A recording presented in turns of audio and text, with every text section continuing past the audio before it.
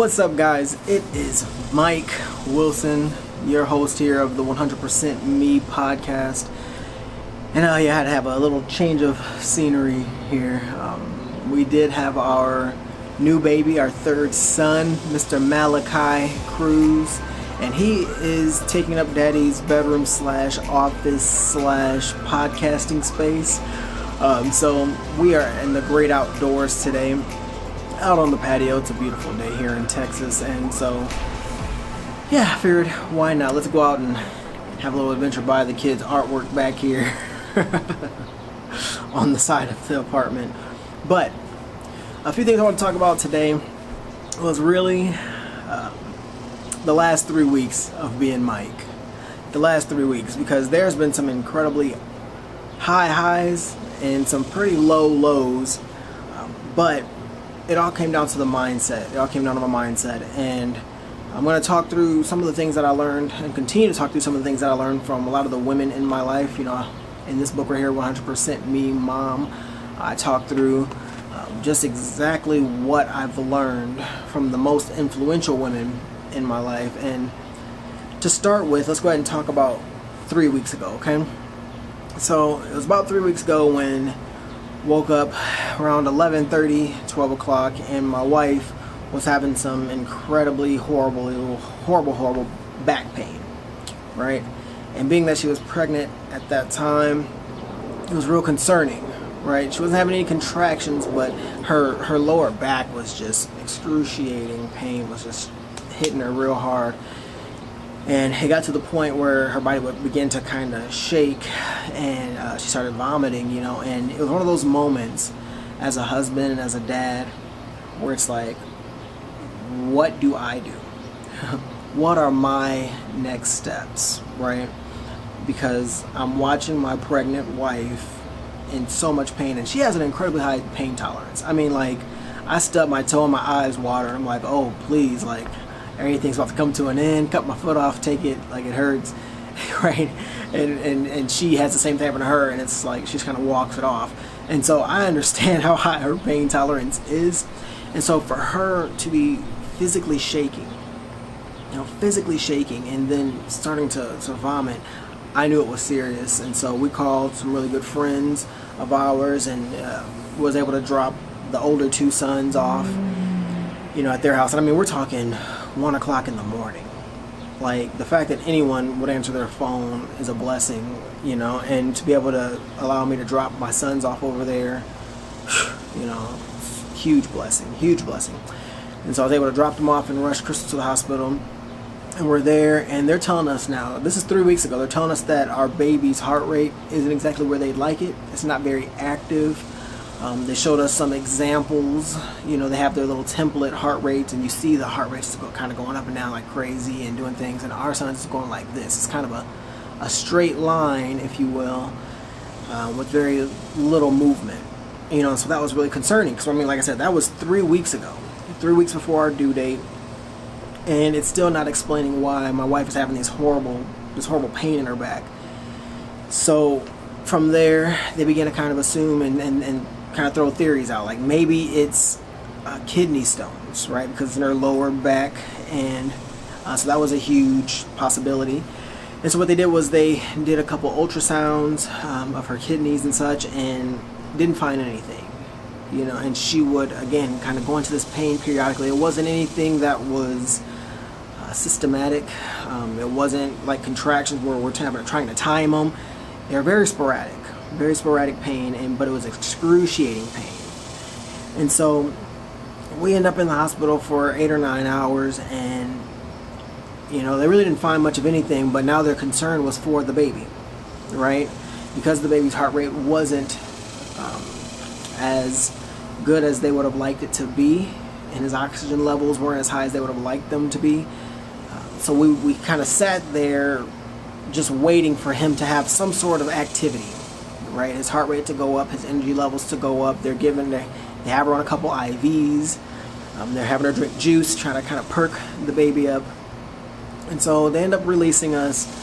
We came home not really having any answers on the baby front or why her back was hurting like that. What they basically came up with Again, nothing that was solid, but the thought was maybe that the baby was compressing the line between her bladder and her kidney. So the line that goes there through that little filtering system, he kept hitting or pinching in some way, shape, or form, and that's what was causing that intense pain. So that was 3 weeks ago. So, we're home. My mom ends up coming up here because we're like, we don't know if we're going to have this baby sooner than we expected, but my mom makes the trip here, and a week into that, my wife and sons are going to a big field to kind of go and run around, and I get a call. I'm at home doing work, some emails, and I get a call. Hey, the car just stopped. Now, when I say the car just stopped, I'm talking about our new car. We got a new Kia Sorento. It's new to us. I don't buy new cars. Anything that rusts or depreciates, I don't really touch too much, right? I don't put a whole lot of money into, but it's a good family car, 3 rows, exactly what we needed. I just gotten it about 9 months ago. Well, it stopped on her. So she's on the side of the road with my older 2 sons. So I hop in my Corolla, my faithful Corolla, right, that I've had for a while. And I go out there to be super husband, super dad, figure out what's going on, make sure my family's out of the heat of Texas, right? And as I pull up behind her on the shoulder, my Corolla then stops. No check engine lights, nothing. And so I'm like, what are the chances that both of my vehicles are now stopped on the side of the road? And so, as ironic as that was, I deemed it no coincidence. But I digress. So, I'm sitting there looking at my Corolla and looking at my new Kia Sorento, and eventually get to a place of understanding I'm by a Take 5 oil change place, right? Like, maybe they can give me some sort of answers. If I can just get the car there and off the main road, I can get some kind of answers. Just like the hospital a week prior to that, I didn't get very many answers, right? The oil was just changed in the Kia, and so they're like, we don't know why that's like that. The Corolla, super strange that it would just die on me like that, and just craziness. It's crazy. So I have 2 cars now that are stuck on the side of the road, which are now stuck at a Take 5 oil change, and the guys were really helpful there. They at least looked at it for me. I was able to drive both vehicles home, although I wasn't able to get the Kia over about 2,500 RPM. And for anyone who knows what 2,500 RPM means, that means I wasn't able to get it to about 15 to 20 miles an hour. And most of the roads around here are 45, right? So I took all the back roads to get it home. Eventually got it to my mechanic. They are an amazing mechanic. You've seen me do a couple reviews on them already. But when I got it to them, I got it towed to them. They let me know, hey, we see this all the time in these Kias. It's more than likely the timing chain inside of the engine. So of course we'll have to pull the engine, pull it apart, replace the chain, replace the tensioners. So it's like, oh, okay. Anyone who knows you mess with the engine, you're talking to the brains of the organization, right? And so it has to be done, and it's not going to be cheap. So they go ahead and change that out, and still there's this clicking sound. The same sound that had developed over the first couple days and was now incredibly loud around 2,500 RPM. They changed the chain, and yet still the sound is happening. It's still clicking loudly. We're not able to get it much past 2,500 RPM, so changing the chain, although it was expensive, did not fix the situation. So I called Kia, and I was like, listen, I just got this vehicle. I go through the whole spiel. They say, you know what, bring it in, because we did have a couple recalls on the engines, and your car may fit inside of that, right inside of that warranty, right? That wherever those block of numbers, those block of vehicles that they deem that to be. And so, luckily for me, the dealership and the mechanic are literally a stone's throw away from each other. So I'm able to drive the car over to the Kia dealership. They take it, they get me going, they give me a call a few days later and let me know, hey, it is the engine. We will be replacing your engine, no cost to you. Thank God, right? Thank God. Because we're talking like $6,500 worth of work that I didn't have to pay for now. Still had to pay for that chain, and I didn't get that back, but at least the engine was being taken care of. So the key is good. The key is on its way. It's showing greatness. We end up in the hospital now, right? I have the loaner vehicle here just in case my mom and my boys have to go anywhere. My wife and I, we get up at about, again, 11:30, 12 o'clock at night, and she's having contractions at like 4 minutes apart at this point. And so me knowing how knowing how my wife's body works, we have moments, right? When her water breaks, we have moments before we are seeing a child. So I didn't want that to happen here, and the hospital that we chose for both my third child here as well as my second child is about 35 minutes away from us. So I don't want to take any chances. So it's like, okay, you're having contractions at about 4 minutes. Let's head out. Let's go ahead and go to the hospital, because that means we're going to have this dude within the next couple of hours, possibly. So we take off. You know, my mom's here with the boys. Crystal and I get all our bags and stuff that we already had packed. But we're heading out to the hospital. We get there. They're telling us that she's dilated to a 2. She's dilated to a 2. Now, being that we've kind of went down this road a couple times before, we know that being dilated to a 2, you can be dilated to a 2 for a couple weeks, let alone here we are in the hospital thinking her contractions are 4 minutes apart. She's about to have this kid. And so they're thinking maybe we have to send you guys home. And that was until they started monitoring the baby once again. So here we are, just like 3 weeks prior, they're saying, hey, the baby's heart rate isn't exactly where we'd like it to be. Again, it's flat. It's doing this number here. It's not doing the big jumps like they would like for it to do. It's just kind of... And so the concern comes back. The red flags are back up in our minds. Now we're thinking, is everything okay with our child, right? So we sit there, they're monitoring baby, they're giving the juice again, Crystal's eating and such, and she's still having these contractions. So we get up and we walk around the hospital, right, the labor and delivery unit, and we're just making our way around. We're doing laps. Anyone who's ever had a child knows that when you're in labor, you gotta do laps. You gotta walk on the curb, right, you gotta do all these different things.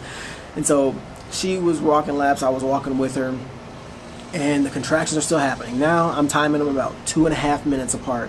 So I'm like, okay, I don't know what they're talking about. I don't know why she's only 2 centimeters dilated, but we're gonna have a baby today. It makes no sense, right? So we go back to the room. Her contractions are becoming more intense. They're lasting a little bit longer. And so the doctor finally arrives, right? It's about 7, 8 o'clock in the morning. So we've been there for about 5.5 hours at this point. And he checks, he calls it 2.5, 3 centimeters dilated. It's like, man, what's going on?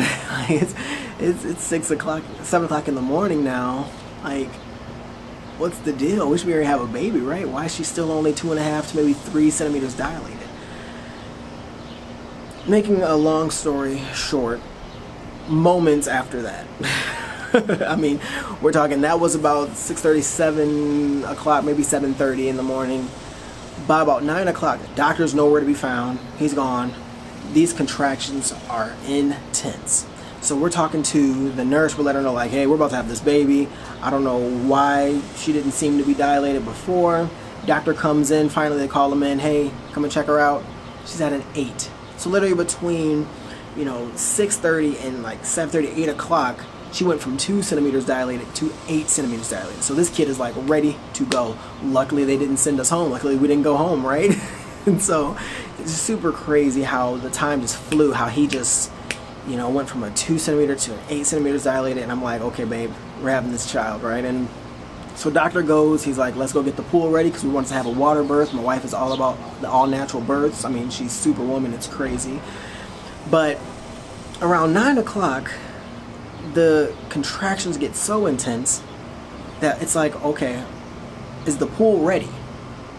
We're having a water birth and we need that pool to be ready because these contractions are going straight insane. And unfortunately, at this point, the nurse thinks, oh yeah, let me go ahead and do a COVID swab on you. So they then test my wife for a coronavirus while she's 8 centimeters dilated and having contractions every about 1.5 to 2 minutes. I mean, that side note, that Q-tip that they jam up your nose is not comfortable for someone who's not in labor. So to all of a sudden think, oh, you know what, maybe we should go ahead and do this now, was not ideal. And yeah, but anyways, so they're doing this COVID swab on her, and it's like, okay, well, she comes back negative to that. But I'm saying, we're gonna have this baby. Is the pool ready? And as a dad in this situation, although you're hurt, they know you're there. They don't take time to really listen to you. You don't really play a huge role at this point, right, of having a baby. So they really listen to mom. Well, mom's having intense contractions, so dad's trying to speak up. Dad's like, yo, this is about to happen really fast. Is the pool ready? We need a wheelchair in here, because last time we were in this situation, her water broke. We had to just about sprint down the hallway to get into the pool in order for her to have the baby inside of the pool, right? And so as we're constantly trying to yell over these nurses, as they just kind of come in real nonchalant, they're talking, they're having a good time, they're taking their time, my wife and I are now standing on the side of the bed because her water just broke, right? The water breaks, and we're like, we have moments. We don't have minutes, people. We have moments. We have to go. I'm yelling. I'm trying to talk to them. And I have my hand on my wife's lower back, and with my left hand and my right hand, I'm holding her arm, her hand, right? And I feel what can only be described as the chute opening up, right? Like, it felt like when you crack your knuckles, that sound, that, like, it kind of, you know, I felt her spine do that. Her tailbone kind of moves in this way. It's just like, and it's just like, oh snap, like, and I say, hey, the baby's coming. What do we need to be doing right now? Where's that wheelchair? And then I feel it again as she begins to contract, and I'm thinking to myself, my kid is going to come out and fall right onto the floor. Like, so I pick my wife up, put her back on the bed, and you know, I'm looking, and I can see my child making his way into the world, right? And so I begin to yell for the nurses, nurse, nurse, nurse. I see his head. No one comes. No one pays attention. They're just kind of just at computers, and literally, my wife contracts. I look down, my kid's head comes out. I catch it in my hand. So I'm holding my wife's forehead with this hand. I just caught my son with my right hand, and all sorts of, you know, side note again, all the inside fluids that come out with the baby, real gross. I wouldn't advise catching the head like that unless you know that this stuff is going to come out too. But in that moment, you do what you have to do, right? Anyways, and so I'm sitting there, and the baby's face is now in my head. All right? And before you go talking, Mike, man, you're really super dad, I screamed for the nurse. She comes over, and what I witnessed literally made me break out in tears, right? Because as I'm holding my son's face, what I see across the back of his neck as he's face down, his umbilical cord is around his neck, and it's incredibly tight, right? The skin is kind of being twisted, and all I can think of is my kid can't breathe. That's why those oxygen levels have been low. That's why that heart rate wasn't as high as they wanted it to be for 3 weeks now, right? And as I'm holding my kid's face in my hand, and I'm looking at this umbilical cord, you know, the tears begin to flow. I have a mask on, you know, so no one really could tell, but the tears are just flowing at this point, right? And I hand it off to the nurse. She, you know, takes his head, and she begins to say the umbilical cord is wrapped around his neck, and so I'm assuring my wife, I'm looking back down at my child, and she's trying to pull the umbilical cord around his head, and she just can't get a grip on it. It's so tight. And she tells my wife, you just continue to push, sweetie, continue to push, you know, and so I'm repeating her, continue to push, babe, continue to push, you know, and so she's contracting and pushing, and she realizes that the umbilical cord is not just, it's not wrapped around the front of his neck, it's just going across the top. And so my kid is born, and we get a good look at as to what this umbilical cord is doing. So I'm going to show you guys with this extension cord how my kid's umbilical cord was run, alright? Starting from his belly button. It went down through his leg this way. Yeah, okay. Came up over his arm, over this way. Then it went around this arm twice. And then his arm was stuck to him this way. It came up and through. So literally he's in there like this. The umbilical cord down through his leg, up over his arm a couple times, up around the back of his neck, and then down through this arm back to the placenta. So he was hogtied in the womb. Craziness. Okay, so literally it's coming from his belly button down through his legs, up over his shoulder, wrapped around his left arm twice, then it goes up over his head and around his neck and down through his right arm. Like, craziness. He was so tangled up in this thing, and he was completely blue. I mean, she gave birth to a little Smurf. You know, I mean, the kid was just blue. And as soon as they unwrapped it from his arm, you know, he got all sorts of color back to him, and you know, you see the blood kind of rushing back in, and he was perfect after that. No rush to the NICU, no real concern whatsoever, strong heartbeat. And so my little guy is here, and he's safe, and he's just awesome, completely awesome. And so I was incredibly thankful, and now we're here. I could go on and on and on and talk about my last 3 weeks, because of course a few days ago I got stung by a wasp on my hand, so my hand kind of blew up. And within that moment, trying to hit the target, got in a car accident where a lady pulled out in front of me, so I'm dealing with that right now. But everybody's safe, everything is good, God is good, and hey, I'm glad I was able to live to tell the story. Love you guys. Hope you enjoyed this podcast. We'll talk to you soon. Because I realized the pain that I probably inflicted on other people by my own racism, my own discrimination. Now, you know, I was